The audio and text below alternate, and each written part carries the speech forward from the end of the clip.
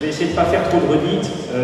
Moi, je vais l'aborder surtout sous l'angle d'une continuité. C'est-à-dire que le wokisme, selon moi, mais je n'ai pas autant étudié le sujet que Bernard Germain, selon moi, c'est ni plus ni moins qu'une appellation qui n'est pas nouvelle, on l'a vu, qui n'est pas nouvelle, qui vient de France à l'origine, qui est repartie aux États-Unis, qui nous est revenue suite à des affaires de décès de Noirs par la police, on verra dans 2 minutes. Mais finalement, c'est un procédé de déconstruction totale, de démolition, qui n'a rien de nouveau. C'est juste la suite de ce que nous vivons depuis des décennies. Par exemple, je vais citer quelques exemples de démolition contrôlée ou incontrôlée. On a le harcèlement antidiscriminatoire. Tous ceux qui sont en entreprise voient à peu près ce que je veux dire. Il n'est plus possible aujourd'hui de travailler qui on veut, de recruter qui l'on veut, de préciser le moindre critère. On n'a plus le droit de choisir finalement qui on recrute. Je dis toujours en riant qu'un jour on jettera un jeu de CV en l'air et on prendra celui qui tombe le premier, ou plus près. La préférence étrangère, c'est une déconstruction de notre droit à favoriser les nôtres. C'est aussi une démolition. Faut appeler les choses par leur nom. La théorie du genre. On fait croire aux personnes qu'elles sont autres que ce qu'elles sont, et ça relève plus de la psychiatrie que d'autres choses. La culture de mort, qui consiste, alors l'euthanasie, je sais, certains vont dire oui, mais il y a des cas, etc. Mais ça a toujours existé, des cas avec les soins palliatifs, mais globalement, ce qui se prépare, c'est tout à fait autre chose. Il n'y aura pas besoin de consentement. L'avortement, pour en discuter, je sais que c'est assez clivant comme sujet, mais néanmoins, c'est quand même quelque chose qui est en termes de démolition, de déconstruction. Vous avez alors, cette déconstruction, elle apparaît dans toutes les facettes de la société. Quand on allume sa télévision, si on en a une et si on l'allume, on s'aperçoit qu'effectivement, on nous parle toujours du racisme des Français. Quand on allume cette télévision, on s'aperçoit qu'ils sont peut-être, ils ne sont pas racistes du tout, j'allais dire pas assez, mais en tout cas, quand on passe d'un plateau télévision, les publicités, je ne vous fais pas de dessin, voir un couple maintenant mono-ethnique, ça devient rare. Toutes les pubs sont multiraciales.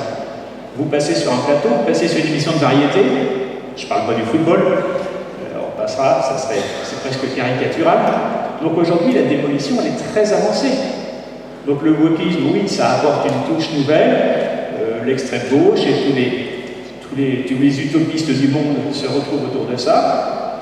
Il faut continuer à démolir, supprimer tout. Maintenant, il y en a qui parlent de proposer aux enfants de 5 à 7 ans de choisir leur sexe, comme si un enfant de 5 à 7 ans pouvait ou avait envie de choisir son sexe, etc. Donc c'est vrai, aujourd'hui, il y a...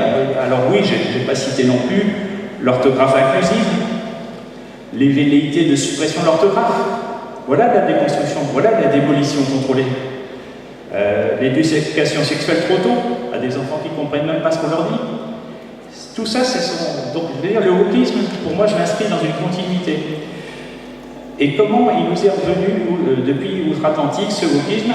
Suite à 2 affaires retentissantes, qui sont des affaires de violence policière, on va dire.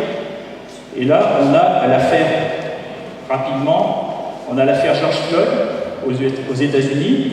Je passe rapidement. Et on a surtout en France l'affaire Adama Traoré. Tout le monde s'en souvient sans doute.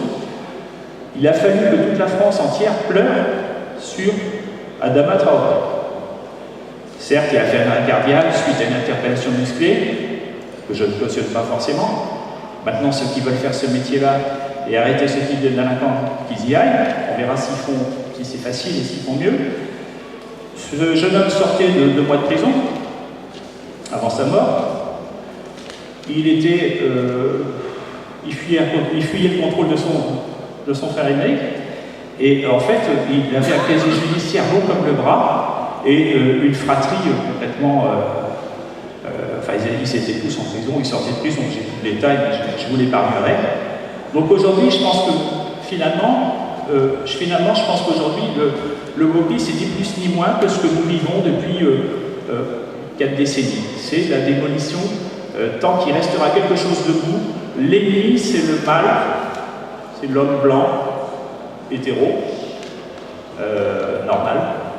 Et voilà, c'est chrétien, alors là c'est encore pire. Voilà, c'est tout ça qu'il faut dénouer.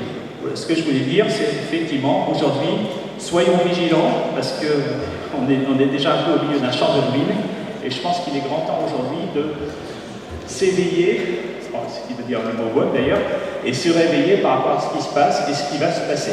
Voilà ce que je voulais vous dire aujourd'hui.